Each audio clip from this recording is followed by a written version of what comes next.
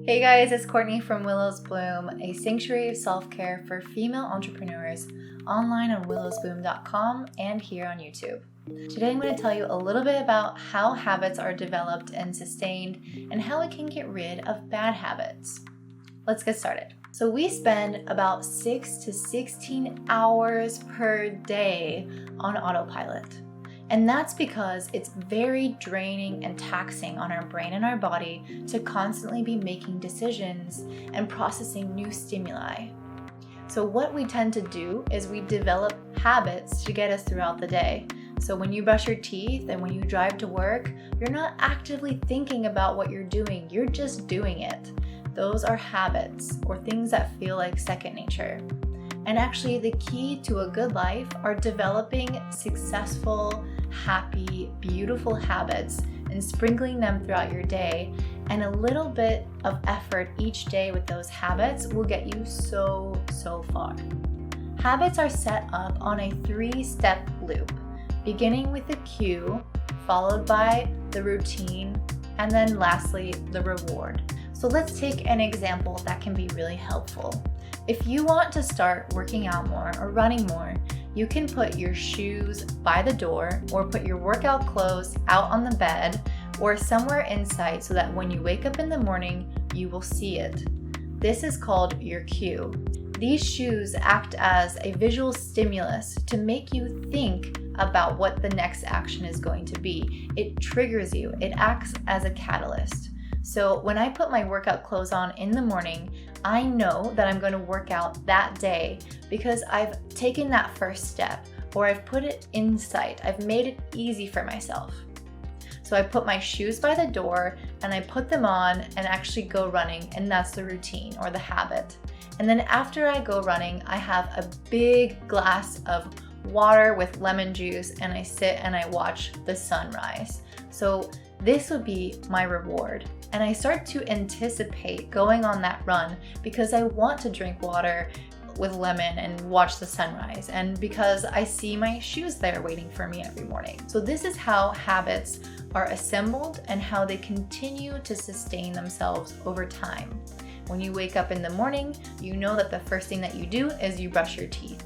That is just the cue. I woke up, I brushed my teeth, now I have a minty mouth and good dental hygiene. So that is how they begin to develop habits. I've actually read a ton of habit books over the last few years because I knew that this was something that I needed to work on in order to reach my goals. Because really, the sustained effort that we have over time is only going to get us so far. Our habits are really what is going to get us to where we want to be. And in one of the books that I read, he mentioned that toothpaste actually was invented for many years before it became popular. And this is because they didn't actually use mint in the toothpaste. So people didn't have that refreshing reward after. They just sloshed around some smushy stuff on their teeth and then went about their day. And no one cared. No one cared about toothpaste. Dental hygiene and toothpaste didn't become a big thing until after mint was put in that toothpaste, because people liked that feeling of freshness and they started to get another stimulus or something else telling them that they did something good and then they feel good. It's that reward. So it's important to include a reward when we're going to build new habits, and there are other things that we need to keep in mind when we're going to remove habits. So I'm going to get into all of that now. So if you want to get rid of a bad habit, my recommendation is to actually replace it with a new one. If you imagine a newborn playing with something that they're not supposed to be playing with, you wouldn't just take their toy because they're going to cry and they're going to be really upset.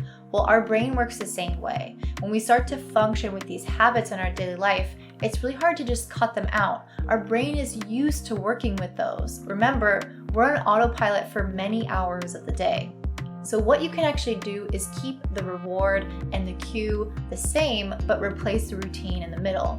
So for example, at 5 o'clock, I begin to wind down for work. I have a few glasses of water or wine, and I watch some TV on Netflix, and then my reward is after I get to play with my dog, let's just say. Well, instead of watching Netflix in between, maybe I'll do those things, but just replace it with a book. This way it'll be a lot easier for me to just keep that habit structure in place, but actually replace the middle of it or the routine aspect of it. Another thing that you can do is habit stacking. So if you want to implement new good habits, what you can do is actually just tack on another routine to an existing habit. So for example, if I have my shoes by the door and I go for a run and then have a glass of water and watch the sunrise, what if I also wanted to do a little bit of yoga?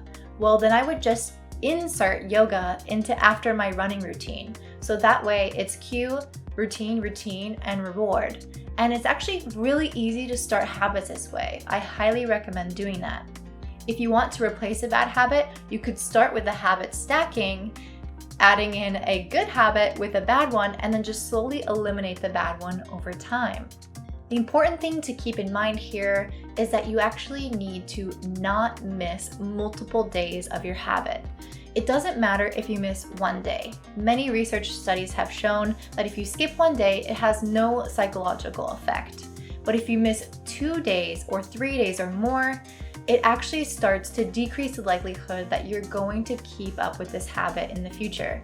So whatever you do, keep a habit tracker, mark off your days, and do not miss 2 days in a row, because then you'll really be sabotaging yourself.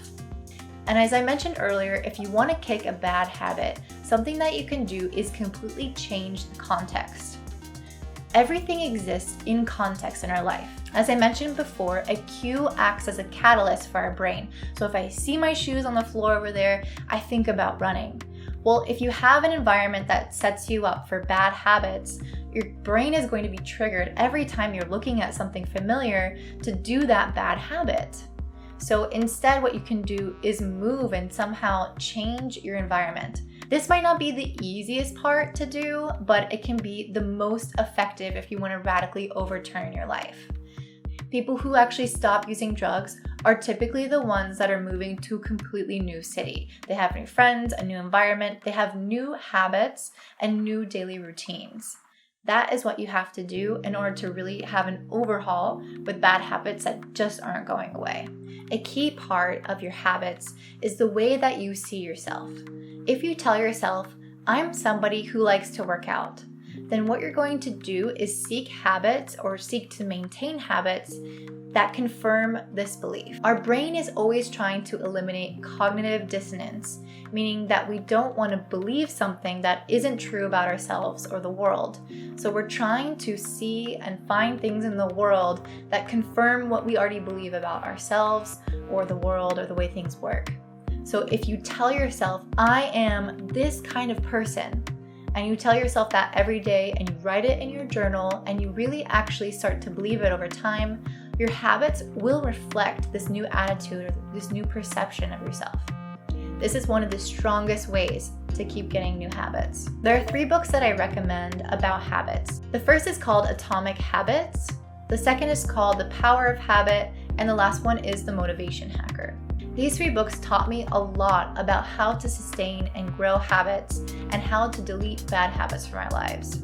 One of the things that the Motivation Hacker taught me is that we operate with success spirals just like we operate with downward spirals. If you think about it, when you start to have bad habits, they can affect and permeate all areas of your life. For example, if I stop working out, I'm probably going to eat more. I'll probably watch more TV. I'll probably gain more weight. I'll probably feel more sluggish and tired, and then I won't want to work out more. And it's this vicious downward spiral. Well, the same thing exists for success spirals or upward spirals. So what you can do in order to take advantage of these success spirals is to start very small with your habits and set a finite goal. So let's say I want to start meditating every single day. Well, I should not start off with meditating every day, and that should not be my goal. What I should start off with are process-based goals, not results-based goals, that are small chunks that I can actually achieve within a certain amount of time. So my process-based goal is to meditate once a week for 2 months. Then once I reach that 2 months, I'm going to feel so good about myself that now I can create a new goal for a longer period of time, meditating more times a week. The reason why you want to focus on process-based goals, like how many times a week you meditate or how long you run a week, is because outcome-based goals actually are demoralizing in the fact that once you reach that outcome, you're probably not going to sustain that healthy habit that it took to get you there. For example, a bunch of people who are going to run a marathon who set that as their outcome-based goal will get into super good shape training for it. But then once they actually run the marathon, then what happens? Well, they stop running every day. They get out of shape, or even if they don't get out of shape, they don't maintain that same habit that they used to have before because they reach their outcome. So if you focus on the process rather than the outcome or the goal, it becomes a lot easier to sustain the habit over time. Another good piece of advice is to hold yourself accountable. And a good way to do this is by publicly announcing what your habit goal is. Or you can use a website like Stick, and they will take your money if you don't complete the habit. So for example, I could say, I'm gonna meditate twice a week for 2 months, and if I don't, I'm gonna give Stick $40. That way, I actually have something on the line, and people do not like to lose their money or anything of theirs for not completing their goals. So a great way to hold yourself accountable is by using that website or other people that you know. Before I let you know the very last golden nugget that I got from Atomic Habits, I want you guys to share in the description box below what new habits you want to bring into your life or bad habits that you want to X out of your life. Okay, so now for that last golden nugget. Atomic Habits has so much good information. It's a really well-written book, and I strongly suggest that you do read it or listen to the audio version like I did. But something that you should take away from this book is that we really need to make habits accessible to us. We need to set ourselves up for the best possibility of success. So there are 4 keys that we need to keep in mind in order to do this. We need to make it obvious, we need to make it attractive, we need to make it easy, and we need to make it satisfying or rewarding. So the obvious part links to the cue which I mentioned at the beginning of the video.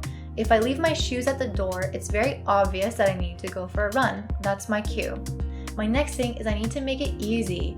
I need to set everything up beforehand. What gym am I going to? What time am I going? What is my routine that I'm establishing? Who am I going with? How am I getting there? How much time is it gonna take? And do I have my water bottle ready? Do I have my gym clothes laid out? Make it easy. It's easy to prep for habits that we don't have to do in the moment. So prep the day before, and then the next day, hold yourself accountable by making it obvious and easy. On top of this, we also want to make it attractive. So we need to associate this habit with positive feelings.